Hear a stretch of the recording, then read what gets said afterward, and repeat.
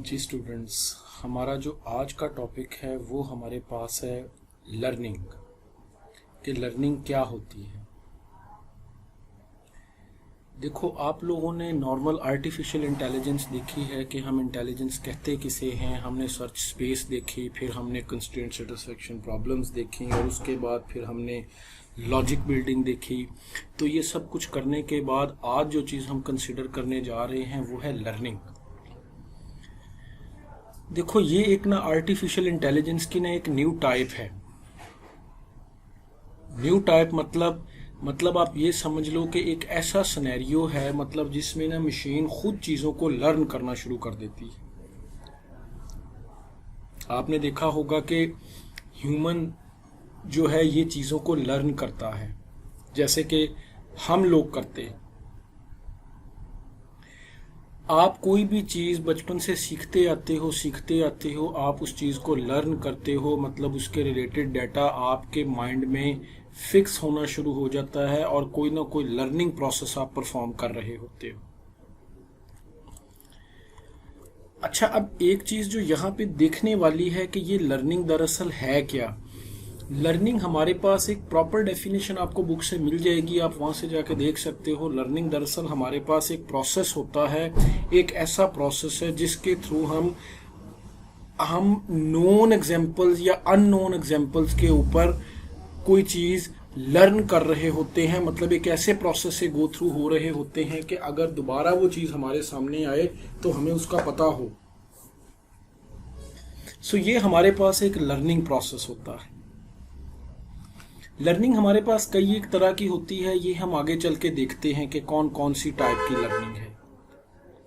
लेकिन उससे पहले मैं आपको ये बताना चाहता हूँ कि ये मशीन लर्निंग का फील्ड एक इवॉल्व हुआ था। मतलब मशीन को इस तरह ट्रेन किया जाता है कि वो चीज़ों को लर्न करता है।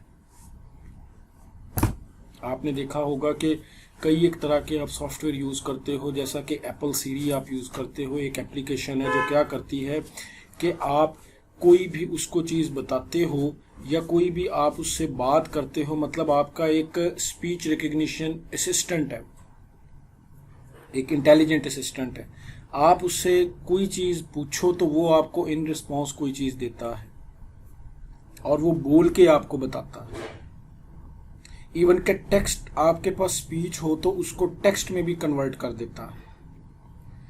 सो ये दरअसल एक बड़ी इंटेलिजेंट एप्लीकेशन है जो कि आजकल की एक आप समझ लो कि स्टेट ऑफ द आर्ट है in terms of natural language processing. So machine learning हमारे पास एक फील्ड है जिसमें कई आगे सब फील्ड्स आते हैं, जैसे कंप्यूटर विजन है, नेचुरल लैंग्वेज प्रोसेसिंग है, रोबोटिक्स है and several others, even data science भी। इन सब में आपको मशीन लर्निंग के एल्गोरिथम्स नजर आएंगे जो कि काम कर रहे होते हैं।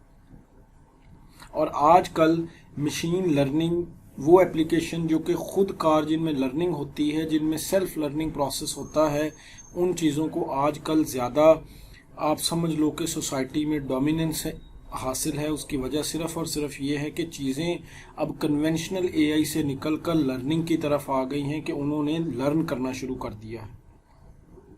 आप आजकल के आईओटी के एयर कंडीशनर्स देख लो, आप रेफ्रिजरेटर्स को देख लो जिनमें आईओटी डिवाइसेस लगी होती हैं, वो भी दरअसल लर्न कर रहे होते हैं। सो ये मशीन लर्निंग जो है ये सबसे ज़्यादा मतलब इवॉल्विंग फील्ड है। इसमें आप हर तरह की इसकी एप्लीकेशन रियल वर्ल्ड में देखोगे। जैसा कि यहाँ पे आपको बताया भी गया है कि ये हमारे पास एक आप ये समझ लो कि एक पर्सन है जो कि एप्पल सीरी से बात कर रहा है। अब क्योंकि ये सीरी से बात कर रहा है, ये अपनी लैंग्वेज में बात करेगा, how far is the nearest Subway.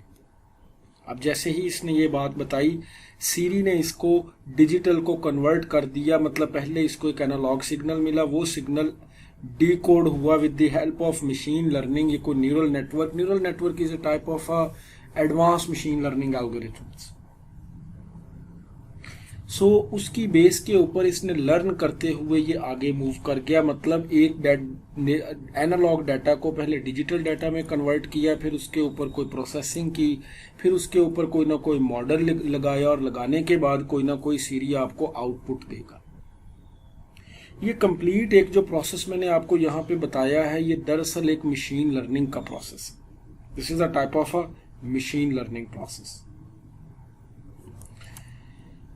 और इसी तरह अगर आप यही फिर आपको रिजल्ट में मिलता है कि यहाँ पे सीरी आपको कोई चीज़ बता देगा कि you are around 4 kilometre away from something, जो भी आपने पूछा हो। सो ये कंप्लीट मशीन लर्निंग का एक कंप्लीट प्रोसेस है जो आपको इस स्लाइड में नजर आ रहा है। सो इसकी जो प्रॉपर डेफिनेशन है वो क्या है कि what is a machine learning? Machine learning is a science of making computers learn and act like human by feeding data and information without being explicitly programmed. ये एक बड़े पॉपुलर साइंटिस्ट हैं Tom Mitchells. ये असल में उनकी बनाई गई डेफिनेशन है कि आप मशीन लर्निंग है क्या, कि आप डेटा की, जब आपके पास डेटा होगा उस डेटा की बेस के ऊपर आपकी मशीन जो है वो चीज़ों को लर्न करेगी, और क्योंकि वो लर्न करेगी सो लर्न करते हुए मशीन टोटली जो है वो डेटा से कोई इंफॉर्मेशन कोई ग्रैब कर रही होती है। सो यहाँ पे आजकल आपको पता है कि we have lot of data, we have huge amount of data. So यहाँ पे आप एक चीज़ गौर से देखो कि हमारे पास कोई पास्ट डाटा होता है, हम किसी न किसी मशीन लर्निंग मॉडल को वो देते हैं और वो एनालाइज करके हमें सिस्टम उस डाटा से लर्न करना शुरू कर देता है। मतलब जैसे कि स्टॉक मार्केट प्रेडिक्शन ये की जा सकती है कि कौन के स्टॉक मार्केट की आज की पोजीशन क्या रहेगी, या हम ये देख सकते हैं कि डाटा को प्रोसेस करके मसलन कौन मैच जीतेगा फॉर एग्जाम्पल। सो ये तमाम के तमाम हमारे पास लर्निंग प्रोसेस है, और उसकी बेस पे फिर कोई ना कोई प्रेडिक्शन की जाएगी। Machine learning makes some predictions and decisions based on the past data, जो कि पास्ट डाटा की बेस के ऊपर कोई ना कोई डिसीजन लेगा। सो ये जो एक डिसीजन मेकिंग प्रोसेस है, आपने यहाँ पे एक चीज़ गौर से देखी होगी कि असल में हमें डाटा चाहिए। सो जब बिग डाटा रिजीम का फर्स्ट टाइम इन्वेंट हुआ या फर्स्ट टाइम इसको मतलब ये चीज़ ऑब्जर्व की गई कि we have huge amount of data, तो तब जो है डाटा से लर्निंग और ज़्यादा तेज़ हो गई, मतलब आपकी मशीन सुपर फास्ट हो। और ये प्रोसेस हमारे पास एक कंप्लीट मशीन लर्निंग का प्रोसेस है। आई होप सो कि आपको मशीन लर्निंग की समझ आ गई होगी। बस अब आपने ज़हन में ये रखना है कि मशीन लर्निंग का सबसे ज़्यादा जो लिंक है वो डेटा के साथ है। जितना डेटा बढ़ता जाएगा उतनी आपके मशीन लर्निंग का मॉडल रिफाइंड होता जाएगा। अच्छा, मशीन लर्निंग को ना कुछ टाइप्स में डिवाइड किया जाता है। वो कौन कौन सी टाइप्स हैं वो मैं यहाँ पे हम डिस्कस करेंगे, और फिर आगे चल के इनको डिटेल से डिस्कस करेंगे कि what these types are and how these types are used.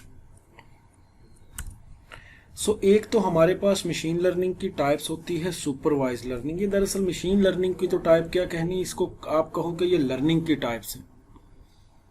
मतलब या सुपरवाइज लर्निंग है और या फिर हमारे पास अनसुपरवाइज्ड लर्निंग है। इसके अलावा भी कुछ टाइप्स हैं like semi supervise learning and reinforcement learning, लेकिन जो मेन टाइप्स हैं वो ये 2 हैं, supervise learning and unsupervised learning. So हम पहले बात करते हैं कि ये सुपरवाइज्ड लर्निंग है क्या। Supervised learning, in supervised learning a model is able to predict with the help of labelled data set. अच्छा, ये अब आप चीज़ देखोगे कि ये लेबल्ड डाटा सेट क्या हुआ या सुपरवाइज्ड लर्निंग। देखो, मैं यहाँ पे आपको एक छोटी सी एग्जांपल दूंगा कि अगर आपके पास, मैं आपको ये कहता हूँ कि आपको कुछ इमेजेस दी जाती हैं, मतलब मैं आपको कोई 8 से 10 कैटेगरीज की ना कोई 10,000 इमेजेस देता हूँ कि ये तमाम इमेजेस 1% की हैं, ये तमाम इमेजेस 1% की हैं, ये तमाम। अब ये क्या है, ये लेबल्ड डाटा है। मतलब मैं पहले आपको लेबल कर देता हूँ कि अगर आप ये कोई इस तरह की इमेज देखो लाइक दिस वन, तो आपने कह देना है कि ये रोबोट है। और अगर फिर मैं कोई और कहता हूँ तो फिर आप फिर भी समझ जाओगे कि ये भी रोबोट है। सीम्स लाइक आप ये समझो कि हमारे पास लेबल्ड डाटा हुआ, मतलब जो डाटा हम अपने मशीन लर्निंग मॉडल को फीड करेंगे, हम साथ ये भी बताएंगे कि भाई अगर इस तरह की अगर कोई इमेज मिलेगी तो आपको इसको ये प्रेडिक्ट करना चाहिए, या अगर आपको कोई इस तरह की इमेज मिलेगी तो आपको ये देखना चाहिए कि ये इस तरह की, ये इस क्लास की इमेज है। ये ऐसे ही है जैसे कि आप लोगों की ऑलरेडी ट्रेनिंग हुई है कि मैं आपको ये कहता हूँ कि अगर आपके 80 से 100 मार्क्स हुए तो आपने समझ लेना है आपका ए ग्रेड है। अगर आपके 70 to 80 मार्क्स हुए तो आपने कहना है ये बी ग्रेड है, so on and so fourth. अब ये जितने भी आपको मैं लेबल दिए जा रहा हूँ कि आपके मार्क्स इस और इसके दरमियान हुए, तो ये एक लेबल है जिसका कि आपको पता है कि ये ए ग्रेड है, बी ग्रेड है और व्हाटसोएवर। सो सुपरवाइज्ड लर्निंग में मतलब हम मशीन को सुपरवाइज करते हैं या मशीन को ट्रेन करते हैं। मशीन से स्टैंड्स फॉर कंप्यूटर। हम कंप्यूटर को ट्रेन करते हैं on the basis of labelled data. जैसा कि ये एक लेबल्ड डाटा है, मतलब यहाँ पे आपको काफ़ी ज़्यादा ये इमेजेस नज़र आ रहे हैं, ये डाटा है और इनका लेबल भी दिया जाएगा कि जी इस तरह की जो इमेज है इसको ये कहना है, इस तरह की इमेज जो है इसको आपने नाइफ कहना है, इसको आपने स्पून कहना है। ये हम बताएंगे भी दौरान ट्रेनिंग, क्योंकि सिस्टम की पहले ट्रेनिंग की जाती है। सो यहाँ पे अब ये एक नोन रिस्पॉन्सेज है, मतलब ये एक लेबल्ड डाटा मैंने यहाँ पे कहा, this is a labelled data. अब ये नोन रिस्पॉन्सेज हैं कि हम ये कह सकते हैं कि आपके पास ये जो चीज़ है ये एक लेबल्ड है, मतलब स्पून को स्पून लिखा जाएगा और नाइफ को नाइफ लिखा जाएगा। ये मॉडल अब जब ट्रेंड हो रहा होगा तो इसको ये पहले बताया जाएगा कि जब कोई इस तरह की इमेज होगी इसको स्पून कहना है और जब कोई इस तरह की इमेज होगी इसको नाइफ कहना है। और उसके बाद जब आप इसको कोई नया डाटा दोगे तो क्योंकि इसके जो लर्निंग प्रोसेस है या इसका नॉलेज बेस है उसमें ये चीज़ ऑलरेडी होगी कि जी इस तरह का जो इमेज आएगा इसको स्पून कहना है, तो कोई नया इमेज आप इसको दोगे तो ये बता सकेगा कि it is a spoon. For example मैंने यहाँ पे कुछ डाटा दिया तो मशीन ने रिस्पॉन्ड कर दिया कि it is a spoon. So hope so कि आपको इस चीज़ की समझ आ गई होगी। तो ये करने के लिए अब हम इसकी कुछ टाइप्स देखते हैं। तो यहाँ पे आप देख सकते हो कि हमारे पास जो रिस्पॉन्सेज हैं वो यहाँ पे आ रहे हैं, मतलब हमने अपने मशीन लर्निंग मॉडल को ट्रेन किया ऑन नोन डाटा। क्योंकि हमें डाटा का ऑलरेडी पता था तो ये जो लेबलिंग है ये भी एक प्रोसेस होता है कि हम पहले अपने डाटा को लेबल करते हैं, फिर मॉडल को फीड करते हैं, मॉडल उसकी बेस पे ट्रेनिंग करता है और उसके बाद उसको अनसीन डाटा दिया जाता है और वो अनसीन डाटा देने की वजह से वो उसको प्रिडिक्ट करता है और उसके प्रिडिक्शन को कोई प्रोबेबिलिटीज़ में हम देखते हैं कि कितने परसेंटेज या प्रोबेबिलिटी है कि ये चीज़ वही है जो हम यहाँ पे इसको फीड की है। So this is a process of supervised learning. ये सुपरवाइज्ड लर्निंग की भी ना कुछ टाइप्स होती हैं। सुपरवाइज लर्निंग की दरअसल हमारे पास दो टाइप्स होती हैं। एक हम कहते हैं क्लासिफिकेशन। अब ये क्लासिफिकेशन है क्या? क्लासिफिकेशन, अच्छा तो हम ये बात कर रहे थे कि सुपरवाइज लर्निंग की दो टाइप्स हैं। एक टाइप्स हमारे पास क्लासिफिकेशन है और एक रिग्रेशन।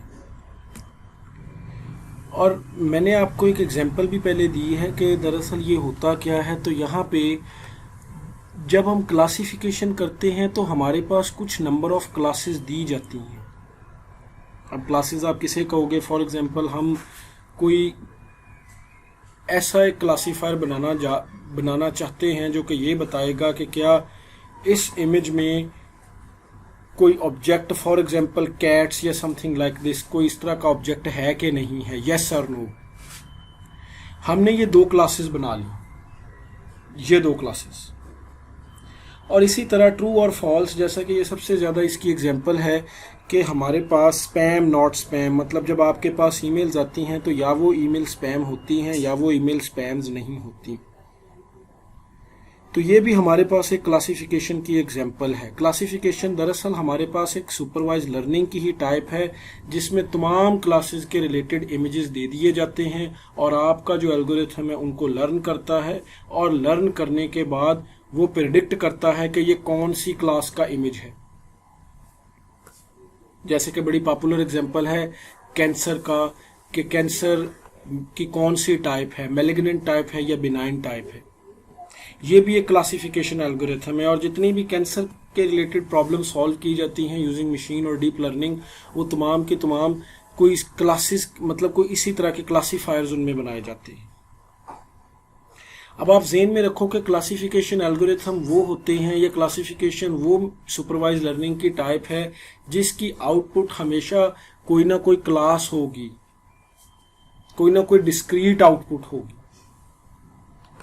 मसलन ये डिस्क्रीट ही है आपके पास यस और नो। और रिग्रेशन एल्गोरिथम्स वो होते हैं जिनकी आउटपुट कोई ना कोई कंटिन्यूस होती है, कंटिन्यूस वेरिएबल होता है। मतलब हम ये डिफरेंट वेरिएबल्स की एसोसिएशन चेक कर रहे होते हैं कि दरअसल ये वेरिएबल अगर इसमें इतनी चेंज करेंगे तो कितनी चेंज आएगी। मसलन मैं आपको यहाँ पे एग्जांपल एक देता हूँ कि एक बड़ी पॉपुलर एग्जांपल है हाउस प्राइस प्रेडिक्शन। उसमें हाउस नंबर ऑफ हाउसेस की प्राइसेस दी जाती हैं और उन हाउसेस की प्राइसेस को प्रेडिक्ट करना होता है based upon some sort of your given data. वो डाटा कौन सा हो सकता है, घर का एरिया हो सकता है, नंबर ऑफ बेडरूम्स हो सकते हैं, या आपके पास उसकी लोकेशन, जियोग्राफिक लोकेशन हो सकती है, जिसकी बेस के ऊपर हमें कोई डॉलर्स में आउटपुट बतानी होगी कि $100,000, $10,000 और 10,000 और पॉइंट में कोई वैल्यूज आ सकती हैं। सो ये एक कंटिन्यूस आउटपुट होगी। सो इस प्रॉब्लम को आप रिग्रेशन प्रॉब्लम कहोगे। सो ये हमारे पास दो तरह की सुपरवाइज लर्निंग की टाइप हो सकती है। ये क्लासिफिकेशन का मैंने आपको बताया भी है, जैसे यहाँ पे एक एग्जांपल दी भी गई है कि ईमेल्स अगर हों कि ईमेल जो भी आई हमारे इनबॉक्स में वो कौन सा ऐसा एल्गोरिथम काम कर रहा होता है जो ये बताता है कि ये ईमेल स्पैम है या ये स्पैम नहीं है। पॉसिबिलिटी है कि वो ईमेल स्पैम हो और पॉसिबिलिटी है कि वो ईमेल स्पैम ना हो। हम किस बेस पे ये चीज़ प्रिडिक्ट करेंगे, मतलब वो दो ही क्लासेस होंगी, या स्पैम और not spam. So we can say the email classification spam not spam problem is type of a classification problem. मतलब हमारे पास ये डाटा होगा, कोई भी डाटा हमारे पास आएगा और वो डाटा को हम आपका जो एल्गोरिथम है वो उसको लर्न करेगा, और लर्न करने के बाद जब तमाम ईमेल्स, अब ये लर्न क्या करेगा, मतलब यहाँ पे हमारे पास तमाम की तमाम स्पैम्स ईमेल का डाटा होगा, सॉरी नॉट स्पैम्स का, और यहाँ पे तमाम स्पैम्स ईमेल का डाटा होगा। ये डाटा दोनों आप सिस्टम को दोगे और सिस्टम लर्न करेगा कि अच्छा जी अगर इस तरह की ईमेल होगी तो इसको स्पैम कहना है, और अगर इस तरह की ईमेल होगी तो इसको नॉट स्पैम कहना है। तो बाद में जब सिस्टम की कंप्लीट लर्निंग हो गई तो हमने इसको कुछ ऐसा डाटा दिया जिस पे कि इसकी ट्रेनिंग नहीं की गई थी, मतलब कोई न्यू डाटा इसको दिखाया। तो आपका जो एल्गोरिथम है ये प्रेडिक्ट करेगा, मतलब वो स्कैन करेगा वहां के कंटेंट, और स्कैन करने के बाद ये बताएगा कि इधर इट इज अ स्पैम और नॉट स्पैम। मतलब हमारे पास टू कैटेगरीज आएंगी, एक ये नॉट स्पैम वाली और एक ये स्पैम वाली। So we can say it is a binary classification problem. मतलब हमारे पास जो डाटा है वो टू क्लासेस में होगा, so it is a binary classification problem. Hope so कि आपको इसकी क्लासिफिकेशन की समझ आ गई होगी। अच्छा, इसी तरह हमारे पास ये रिग्रेशन प्रॉब्लम होती है। मसलन मैं आपको ये कहता हूं कि ये जो है ह्यूमिडिटी इतनी है, टेम्परेचर इतना है, टेम्परेचर और ह्यूमिडिटी लेवल का प्रीवियस डाटा यानी पास्ट डाटा आपको दे दिया जाए। कोई समझ लो कि आप ये कहो कि आपको 10 साल का डाटा दे दिया गया कि इस डेट को इतनी ह्यूमिडिटी थी, इतना टेम्परेचर था, तमाम का तमाम पास्ट डाटा दे दिया। आपके एल्गोरिथम ने उससे लर्न करना शुरू कर दिया, मतलब एल्गोरिथम की ट्रेनिंग हुई, और ट्रेनिंग होने के बाद हमने इसको कोई नया डाटा दिया, मतलब इसको ये बताया कि ये आज के दिन मतलब इस टाइम पे टेम्परेचर क्या होगा, या हम कोई टेम्परेचर की बेस पे ह्यूमिडिटी देखना चाहें तो ये लास्ट पे इसको नया डाटा टेम्परेचर का दिया जाएगा, तो ये बताएगा कि ह्यूमिडिटी लेवल इतना होगा। अब वो कोई वैल्यूज पॉइंट्स में भी हो सकती हैं, मसलन 10.5, 11.9, 2 पॉइंट समथिंग, मतलब क्योंकि कंटिन्यूस है तो आउटपुट भी कंटिन्यूस होगी। तो ये नया डाटा लेने के बाद ये प्रेडिक्ट करेगा कि ह्यूमिडिटी लेवल क्या है। So this is what we called regression problem.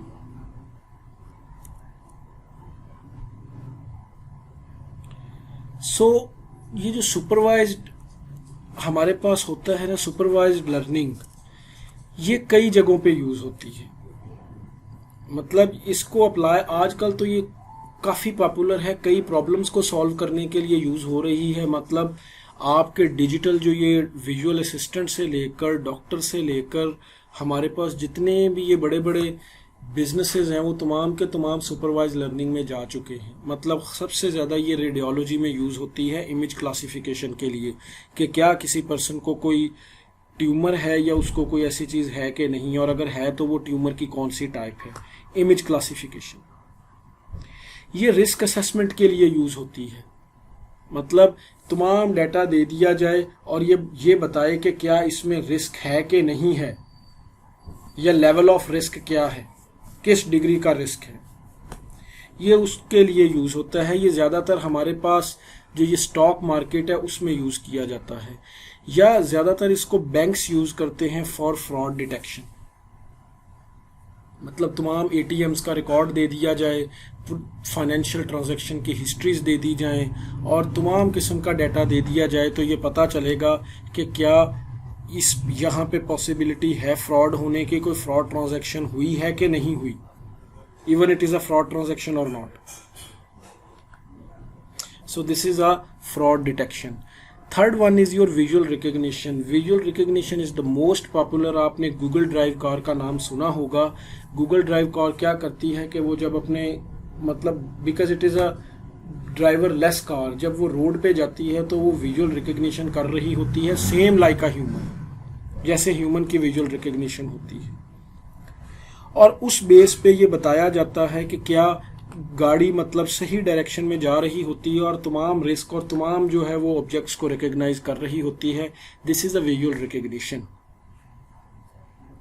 So supervise learning की इससे काफ़ी बियॉन्ड हमारे पास हैं। ये सिर्फ इतनी नहीं है बल्कि इसकी एप्लीकेशंस बहुत ज़्यादा है, लॉट ऑफ एप्लीकेशन। अब हम बात करते हैं अनसुपरवाइज लर्निंग की। अच्छा, ये जो सुपरवाइज लर्निंग और अनसुपरवाइज लर्निंग, इनके कंप्लीट एल्गोरिथम्स, इनकी डिटेल हम आगे चल के देखेंगे कि ये कैसे काम करते हैं, how this are working. So unsupervised learning हमारे पास क्या होती है? अनसुपरवाइज लर्निंग हमारे पास ऐसे एल्गोरिथम्स होते हैं जो कि ट्रेंड किए जाते हैं on the basis of unlabelled data. Unlabelled data. अब आप ये कहोगे कि ये अनलेबल्ड डाटा क्या होता है? मतलब जैसे मैंने आपको पहले बताया था कि सिस्टम को पहले ट्रेन किया जाता है कि अगर इस तरह की ईमेल होगी तो इसको आपने स्पैम कहना है, अदरवाइज इसको स्पैम नहीं कहना। अब हमारे पास कोई भी सिस्टम को देने के लिए कोई आउटपुट नहीं है कि अगर ये इस तरह की चीज़ होगी तो आपने इसको ये कहना है। सो हमारा जो डाटा है वो लेबल्ड नहीं है, डाटा है अलबत्ता। मसलन यहाँ पे एक जो एग्जांपल दी गई है अनसुपरवाइज लर्निंग की, हमें सिर्फ ये पता है कि ये कुछ डाटा है।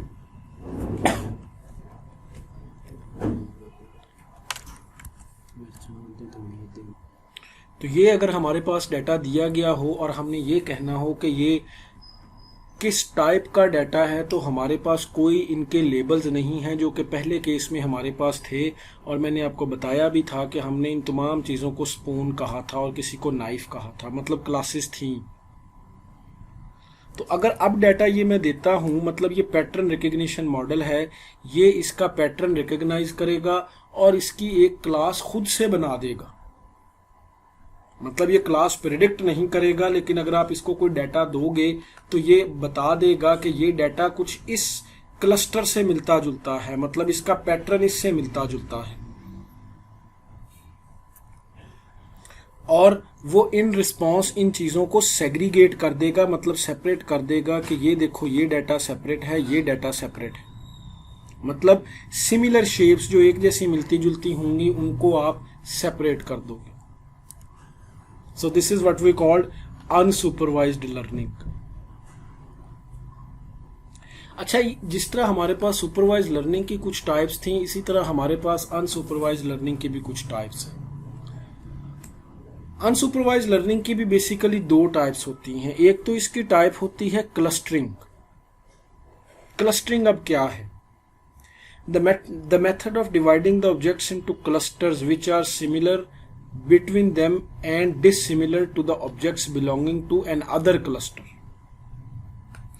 अब आप यहाँ पे अगर इस एग्जाम्पल को देखो तो ये हमने क्लस्टरिंग ही परफॉर्म की है कि ये दो ऑब्जेक्ट देखो सिमिलर थे, इनका एक क्लस्टर बना दिया, और ये दो ऑब्जेक्ट्स जो है ये अपने पैटर्न वाइज सिमिलर थे तो इनका हमने एक और डिफरेंट क्लस्टर बना दिया. So this is what we called clustering. ये हमारे पास क्लस्टरिंग का फिनोमेना. सो अब हमारे पास जो इसकी दूसरी टाइप है वो आ जाती है एसोसिएशन. अच्छा, ये क्लस्टरिंग ज़्यादातर हमारे पास ना ये कई तरह के डाटा के ऊपर यूज़ की जा सकती है. अगर मैं आपको इसके रियल वर्ल्ड एग्जांपल बताऊं तो एक सैटेलाइट से इमेज या रिमोट सेंसिंग इमेजेस या सैटेलाइट इमेजेस ली जाए और उससे ये प्रेडिक्ट किया जाए कि ज़मीन के कितने हिस्से पे पानी है, मतलब वाटर को प्रेडिक्ट किया जाए, तो वहाँ पे सिमिलर पिक्सल्स को हम क्लस्टर करते हैं. सो this is a real world example of clustering, और ये नॉर्मली होता भी है, ये किया भी जाता है. इसी तरह हमारे पास होता है एसोसिएशन. एसोसिएशन क्या है? डिस्कवरिंग द प्रोबेबिलिटीज ऑफ को occurrence of items in a collection. ये रिलेटेड होता है कि मतलब आपके पास कोई ऑब्जेक्ट है और उन दो ऑब्जेक्ट की दोनों की अकरेंस के कितने चांसेस हैं एक ही कलेक्शन में. मतलब दो ऑब्जेक्ट, मसलन मैं आपको ये कहता हूं कि दो डिफरेंट तरह की एक्टिविटीज हैं, इन दोनों की प्रोबेबिलिटी क्या है कि ये दोनों परफॉर्म होंगी. ये ज्यादातर डेटा माइनिंग में यूज किया जाता है. तो यहां पे अगर आप क्लस्टरिंग की एग्जांपल देखो जो कि रियल वर्ल्ड एग्जांपल है, suppose a telecom company wants to reduce its customer crunch rate. मतलब ये कोई उनका एक रेट है टेलीकॉम इंडस्ट्री का, customer churn rate by providing personalised call and data points. मतलब ये कोई एक उनका ना कस्टमर्स का ना कोई सेटिस्फेक्शन या व्हाटसोएवर कोई इस तरह का एक रेट है जो कि इन्होंने रिड्यूस करना है,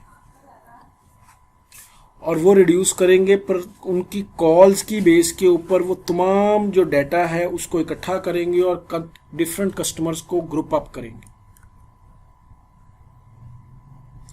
सो अब हम यहाँ पे ये देखते हैं कि टोटल जो कॉल ड्यूरेशन है वो हमारे पास देखी जाएगी और इंटरनेट यूजेज देखा जाएगा.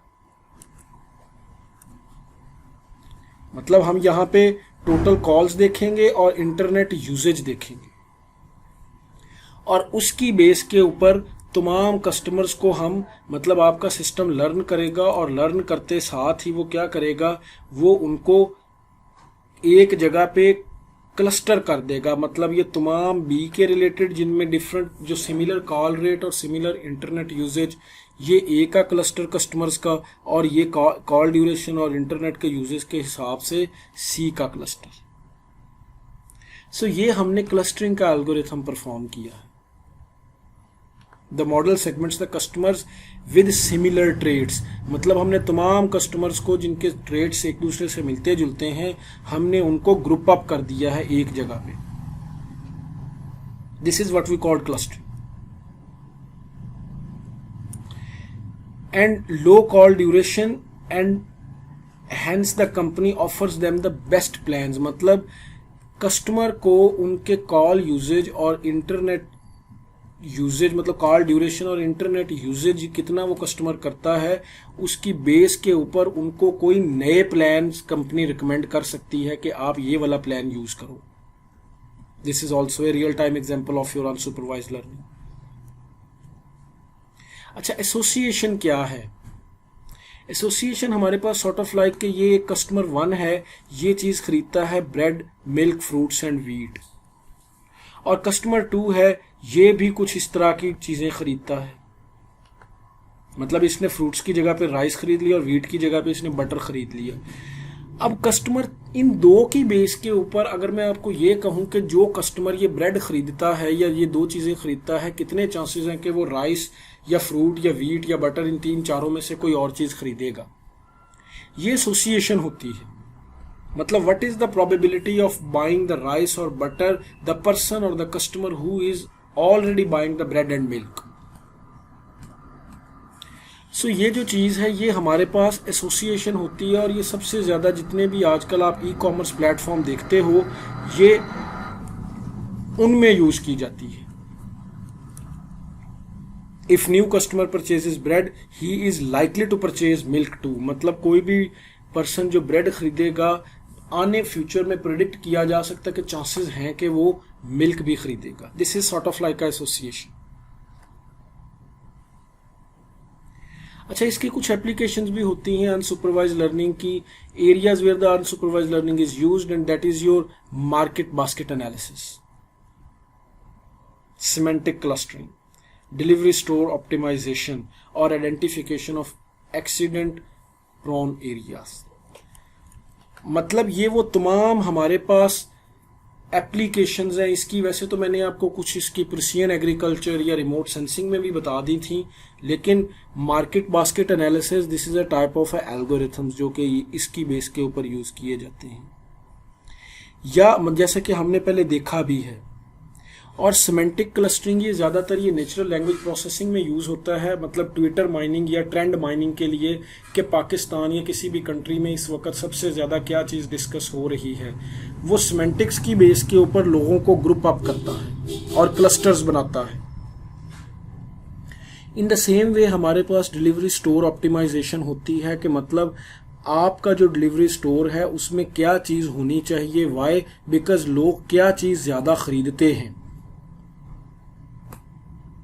And fourth one is your identification of accident prone area. मतलब मैं आपको ये कहता हूँ कि आपके पास कोई जियोग्राफिक एरिया है और आप तमाम सिटी के एरियाज वो जहाँ पे जिन रोड्स पे एक्सीडेंट बहुत ज़्यादा होते हैं और आप टाइम निकाल लेते हो कि इस टाइम पे ज़्यादा एक्सीडेंट होते हैं, तो हम देख सकते हैं कि हमें प्रिडिक्शन की जा सकती है कि यहाँ पे एक्सीडेंट हो सकता है on the basis of some given data.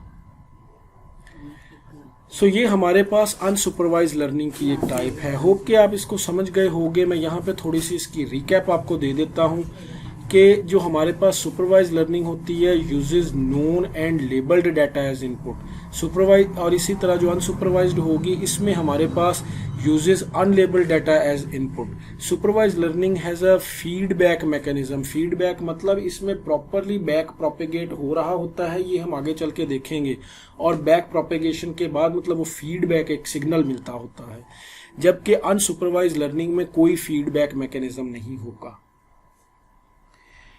The third one is your most commonly used supervised learning algorithms are decision tree, logistic regression, support vector machine, while on the other hand unsupervised learning most commonly used unsupervised learning algorithms are k-means clustering, k-medoid clustering, मतलब clustering के algorithm, hierarchical clustering और a priori algorithms।